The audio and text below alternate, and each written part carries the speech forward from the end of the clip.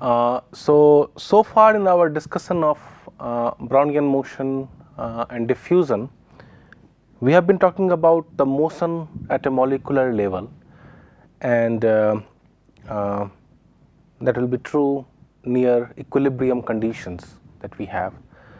So I want to take the discussion further, looking into motion that happens at somewhat longer length scale or larger time scales, that comes within the framework of what we know as continuum mechanics.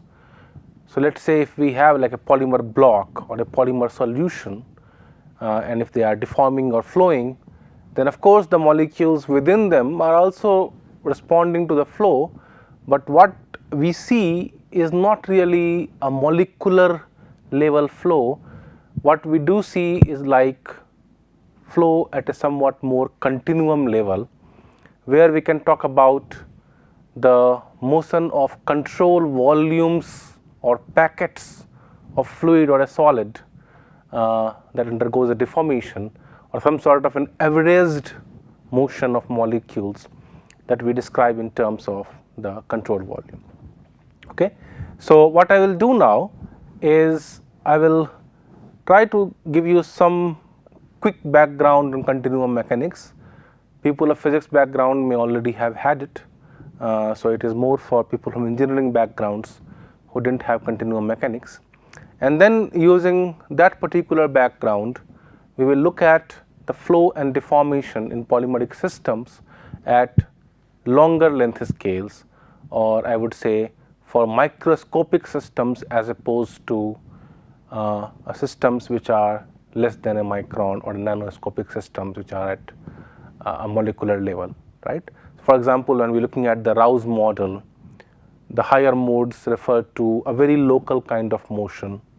Only for say 0th mode, we look at the motion of an entire polymer chain, that too only the motion of a center of mass. But if I look of like at a polymer block that is composed of a large number of polymer molecules, actually moles of molecules, then of course that description is not going to work. That is one limitation to what we have done. And second, if we are looking at non-equilibrium situations, in which case diffusion is not the dominant mechanism, then in that case too that description is not going to work. So now we will look at flow and deformation in a more general sense at a larger length scale than what we have been doing.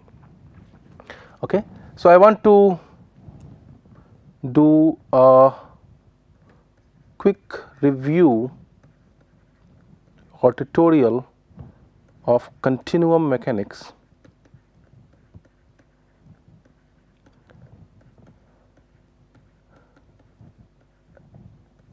And I will begin with a description that does not differentiate between a liquid and a solid, and then at some point on the derivation I will tell you like what will happen for the case of a liquid and what will happen for the case of a solid. You will notice that it only happens when we come to the constitutive law. The governing equations remain the same for a liquid and a solid.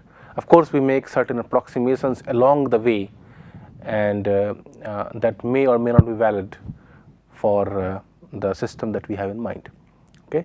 But the motivation here is the polymeric system can actually be in any of those states. Solid, liquid is more likely, gas is of course less likely, but even more importantly, they can even be between those two extremes. Let us say a polymer gel is both a liquid and a solid, it is somewhere between these two, and therefore their flow or their deformation is between these two extremes that we have been used to, and therefore we first build a general description and then try to start looking at how the polymers respond.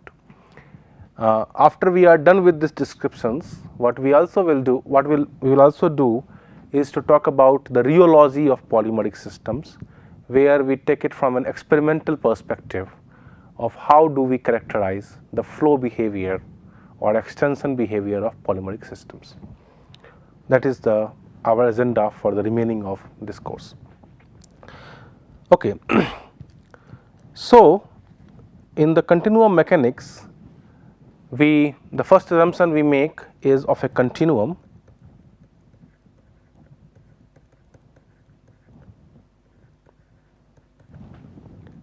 and by continuum we mean that we do have control volumes, or my system is large enough such that I can place many of these control volumes within the fluid or a solid, and the key idea is the control volume contains large number of molecule.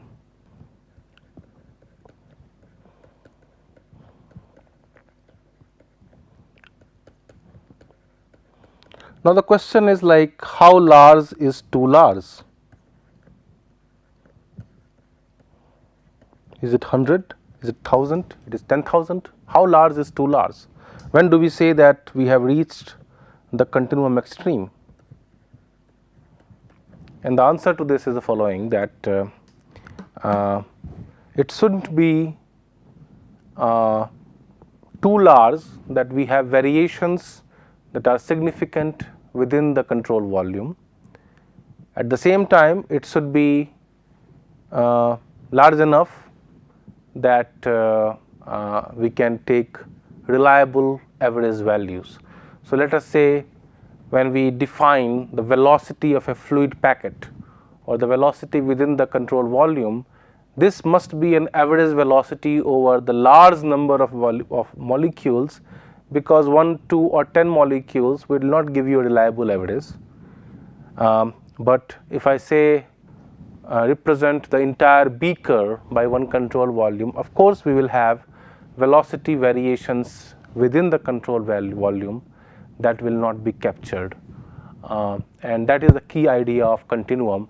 Continuum really means the notion that we have very large number of molecules within the system, and any variation within the system can be explained by the notion of control volume, where the control volumes themselves contain enough number of molecules to get good averages, yet not too large number of molecules that we have variations within the control volume. So of course, if I have say a nanometer size channel, then within that channel across the diameter we will have very few water molecules. That is not a system where continuum approximation will hold. But if I have say a channel of a meter size or a centimeter size diameter, then in that case it's no longer an issue. So the key idea is the length scales, the sizes must be very high compared to the molecular length scales. So why I say that the nanometer size channel will not work is because my water molecules are themselves like half a nanometer, and therefore we will never have enough number of water molecules to represent a velocity within that nanometer size channel. But that is no longer an issue if I have say a centimeter size channel or a meter size channel, because we are very far or very high compared to the molecular length scale. So as long as this continuum approximation holds, we can talk about the properties of any point within the fluid or a solid. Let's call this point P. In the continuum mechanics language, this point is called a material point, and any material is composed of many of those points, right? So if the material moves, all the material points also moves along the material, and therefore the material point is not fixed in space. Material point is fixed to the material itself. So let us say here is a block and here is my P, and if I rotate the block like this way, my P still remains there, the relative position is unchanged. Of course, if I look in any coordinate system, the coordinates may have changed of P, but the location of P within the material or the relative position of P within the material will remain unchanged. So, if I look at any material point within the fluid, I can talk about a small volume around that material point that I would refer to as control volume, say V, and which may have certain surface ds. Okay. So, just to illustrate the whole notion that although we are used to drawing like volumes like cubes, that is not, there is no particular reason for doing that except simplicity in drawing. We can think of any small volume around the neighborhood of point P, and that can serve as the continuum that P is a part of. Okay. So, when we say any property at P, we do not really zoom in and try to look at what molecule is present there at that particular point. What we really mean is the property in the small neighborhood of the material point P that we can refer to as a control volume or whatever. Okay. So, now this point then experiences some body forces, let us say for example gravity, and the position of this material point will change with time as the material deforms or flows. So, when I use the word deformation, I typically reserve it for solid like materials. When I use the word flow, I reserve it for liquid like material, but essentially the idea remains same. Both actually result in some deformation. Any change in the position of material point constitutes a deformation. Okay. So, we normally talk in a language of the position of material point, and let me represent as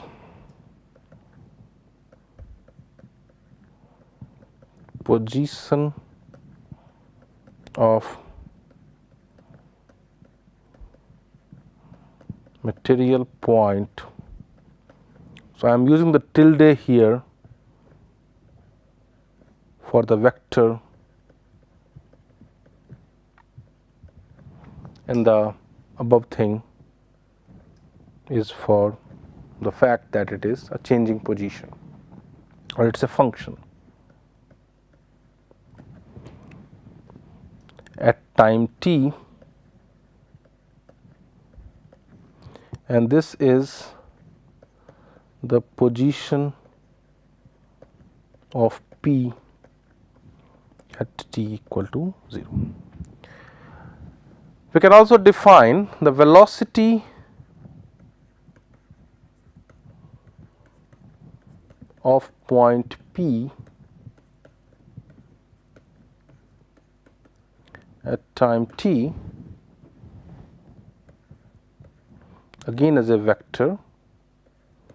So, the tilde below represents that it is a vector. The reason why we use a tilde than the arrow sign on top is because we soon will be needing higher order tensors and so on, and therefore, it is more convenient if I do it this way.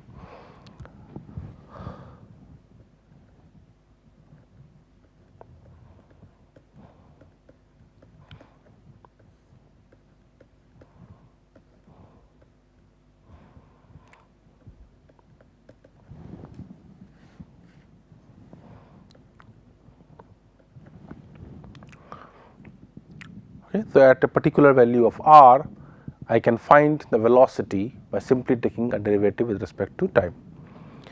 So, then the this is also called, by the way, the velocity field. Just doing somewhat formal derivations that will set the ground for what we do next. So, then we can define the equation of motion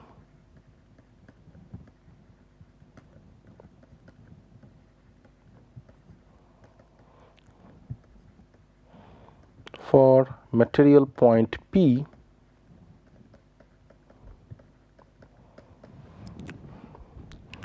as something like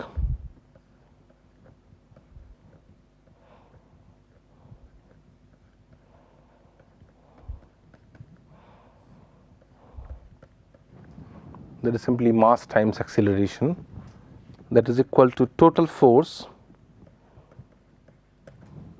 which includes body forces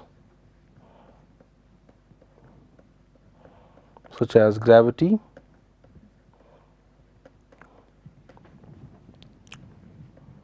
and surface forces such as stress. Okay. So, body force, for example, depends on the volume of the control volume that we have defined, and this would depend on the surface that we have defined. Okay. So far we have not differentiated between a solid and a liquid. This is a general equation of motion for any kind of a material. So, now let me define something known as the stress tensor that we use a lot in continuum mechanics, and the stress tensor essentially amounts to the surface force or the force acting on the material point apart from the body force, that is like acting on the entire material like gravity. In fact, you can also include the body force within that stress tensor, that is also a way, but typically the body force is handled separately. It is because of the molecules present in the system. So, in that sense stress do have a molecular origin, but it is used within the continuum framework. That is, when we discuss it in the continuum framework, we do not really resort to like a molecular origins or a molecular length scales, but indeed the force acting on any point must be dependent on the molecules that constitute the material, right. So, to understand what the stress tensor is, what I can think of is around the material point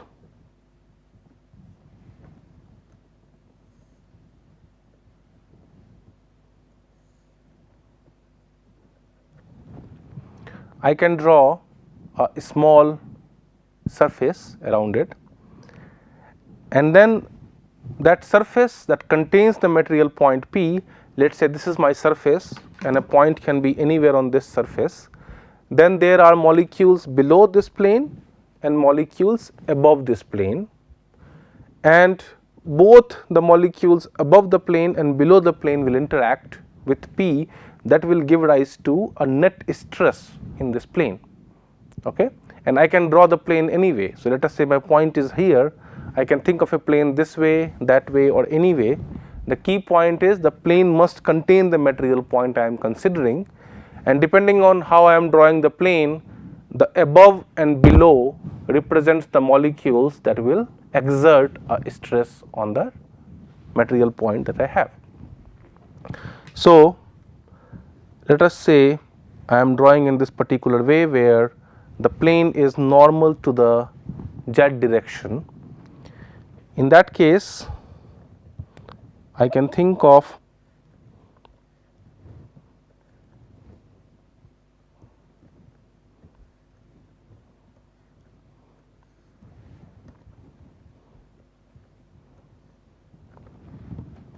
the points below by this cube that I am drawn in black, and the point above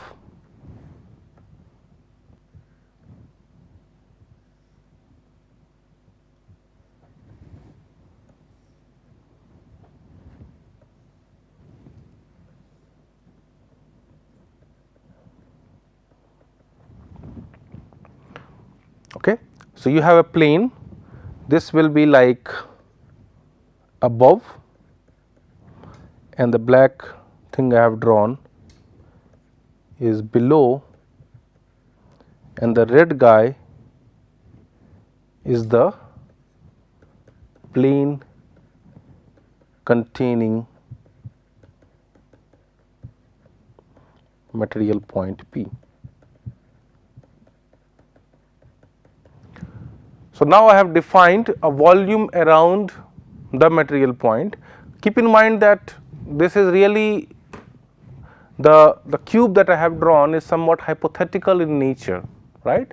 So, we may be looking at say a point that is lying in a beaker, but we have drawn a small neighborhood around that point, that is the cube that I have drawn here, and in that small neighborhood I cut a plane that contains material point and look at some volume above it and some volume below it. That is what we are doing here. Okay. So, now I can also define a coordinate axis. Let us use a different color. This is my x, this is my y, and this is my z. Okay. So, in the way what we have drawn, the normal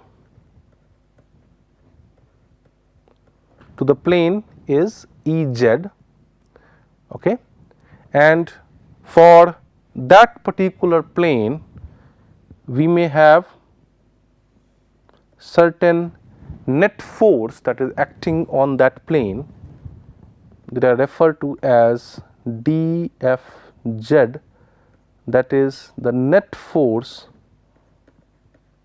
So, it is not the z component, keep in mind. So, dFz is the net force acting on plane with outward normal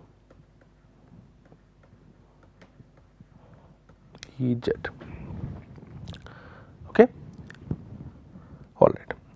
So, now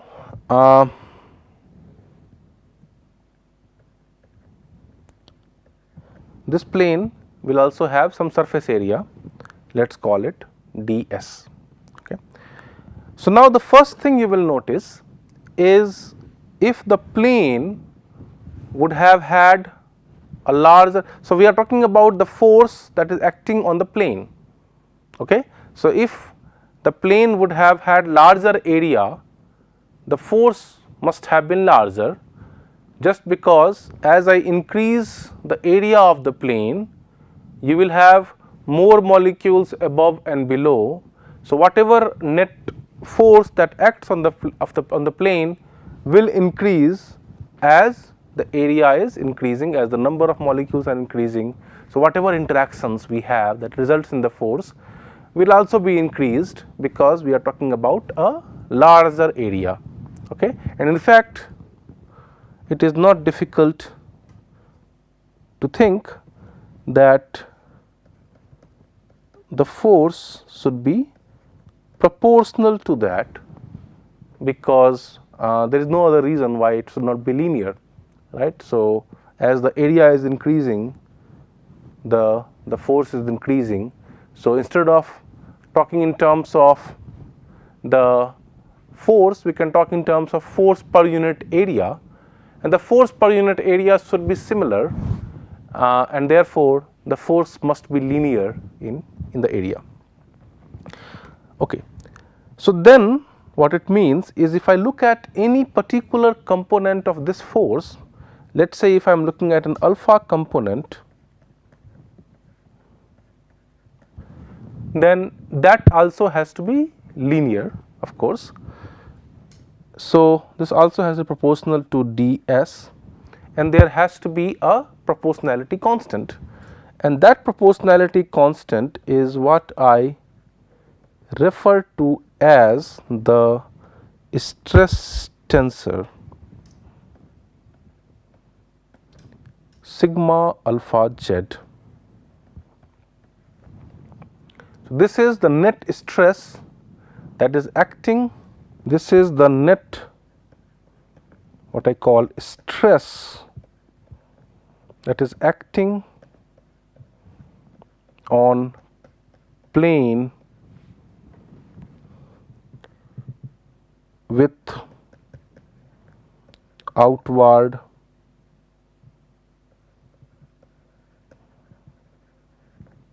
normal Ez, and of course, we are looking at the alpha component. So, it is the alpha component of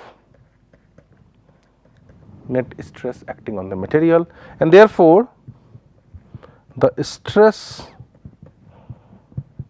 will have the units of force per unit area. Okay. So, although you may have temptation to think of it like a pressure, I will resist that by saying that the pressure in a material is typically same in all the directions. Pressure is assumed to be isotropic. This stress need not be same in all the directions, okay, and we will talk about it later. So, although it has the same unit as the pressure, it is not quite the pressure. Pressure is typically assumed to be same in all the directions. Pressure, of course, again has a molecular origin. It is coming from the velocity of things and so on. Stress, I would say, is a more general concept that can include pressure, but not vice versa. So, pressure and stress are somewhat different kind of concepts, although both of them will have same units.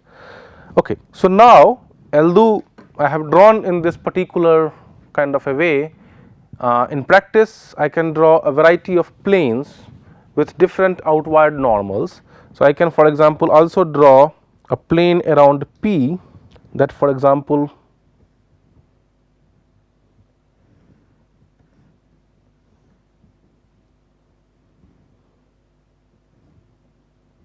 may be like that, which have an outward normal along the y direction, right. So, I can draw a variety of planes along that contains the material point P, and for all those planes I can define the stress tensor and the components of that stress tensor. Okay. So, in general, using this kind of a idea, what we can say that in general I can define a tensor with components sigma alpha beta that are alpha component of force acting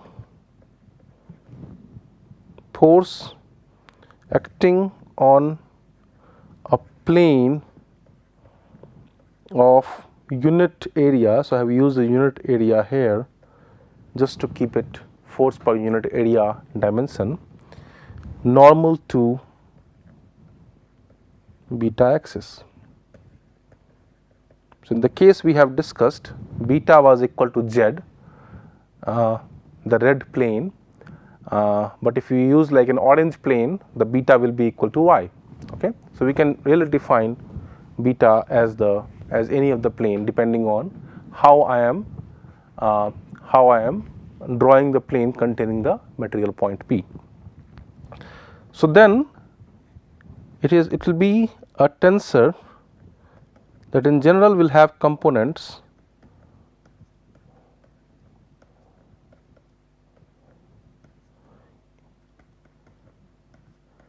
like this, and we can define in any coordinate axis that we chose to work with. And then, since I have said that df alpha z is alpha sigma alpha z ds, I can write the statement that I have written right here in more general terms as dF is equal to sigma dot and cap ds, and you can see why it has to be the case here as well, because in this case n is equal to Ez, and then if I am looking at the dF that is acting there, then will be sigma dot Ez ds. Sigma dot Ez will take away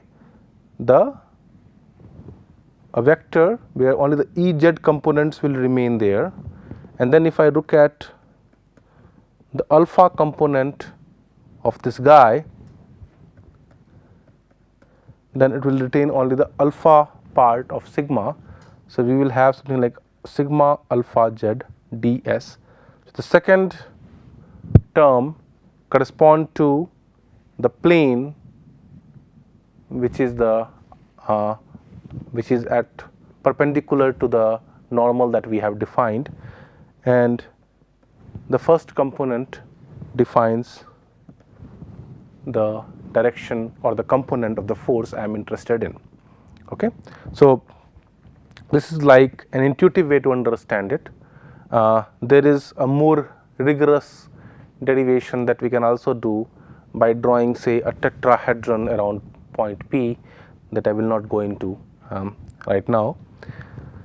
So, this in general I can also write as dF alpha as sigma alpha b beta n beta ds. You can remember there beta is equal to z in that case. So, we had sigma alpha z Ez ds, that is what we had here. All right. So, this is the definition of the stress tensor, and we have defined the force acting on the plane, on any plane that contains a material point P. So, in some sense this is a surface force that results from the interaction between molecules above and below the plane, although we only say that, we did not really go to the molecular description to get that forces. We will do that later, but right now it will suffice to understand that the molecules above and below exert some force, exert some net force on the material, and that net force can be represented in terms of what is known as a stress tensor. So, of course, it is possible that the net force is 0, in that case the material is stress free, but it is also possible that the net force is not 0. In that case we say the material is under a state of stress, and it is that stress that give rise to the flow and deformation of the material. So, with this idea I want to stop, and in the next lecture we will take it further and talk more about the stress tensor for different kinds of material like solid, liquid and so on. Okay. So, with that I conclude. Thank you.